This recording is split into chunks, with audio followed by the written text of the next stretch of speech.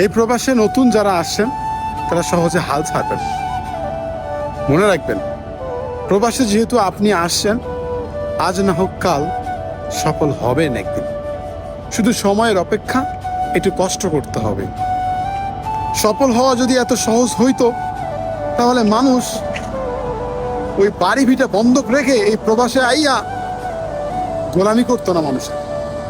এই প্রবাসে অনেক ধনীর তুলাল পইরা আছে নিজের স্বপ্ন পূরণ করার জন্য, অথচ দেশে কিন্তু তাদের কোটি কোটি টাকা পড়ে আছে, তবুও নিজেকে সফল করার জন্য, নিজেকে প্রতিষ্ঠিত করার জন্য এই প্রবাসে পাড়ি জমায়।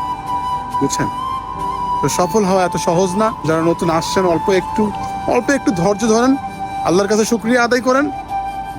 মনে রাখবেন, পৃথিবী সবার দুয়ার থেকে ঘুরে আসলে আল্লাহর দুয়ার থেকে ঘুরবেন না আপনি, আল্লাহ আপনাকে ফেরাবে না। আপনি, আমি, আমরা মধ্যবিত্ত যারা, তারা কিন্তু সবসময় ঋণ করেই প্রবাসে আসি। আমরা অনেক কষ্ট করি, অনেক পরিশ্রম করি, এরপরেও কিন্তু আমরা সফলতা পাই না। আর একটা জিনিস মনে রাখবেন, আল্লাহ তাআলা যে জিনিসটা দেয়, অতি সহজে জিনিসটা দেয়, ওই জিনিসটা কিন্তু অতি তাড়াতাড়ি আবার নিয়ে যায়। আর যে জিনিসটা অনেক কষ্টের পর দেয়, ওই জিনিসটা সারা জীবন থেকে যায়। তো জীবনে প্রতিষ্ঠিত হতে গেলে কর্মজীবনে একটু সময় লাগবে, তাই হাল ছাড়বেন না ভাই।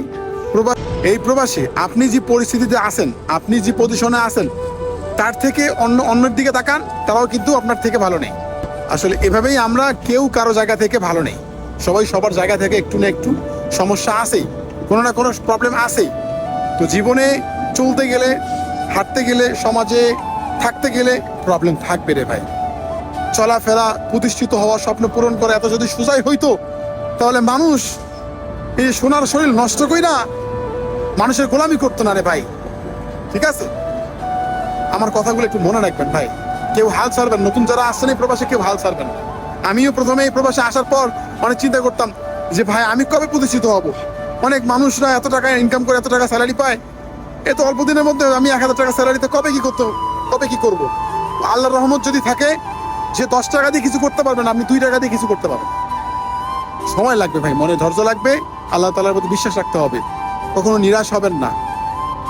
মনে রাখবেন, সবার রাস্তা যদি বন্ধ থাকে, তাহলে আল্লাহ তাআলার রাস্তা বন্ধ নাই। উনি আপনার জন্য যে কোনো রাস্তা একটা বের করেই দিবেন। বুঝছেন?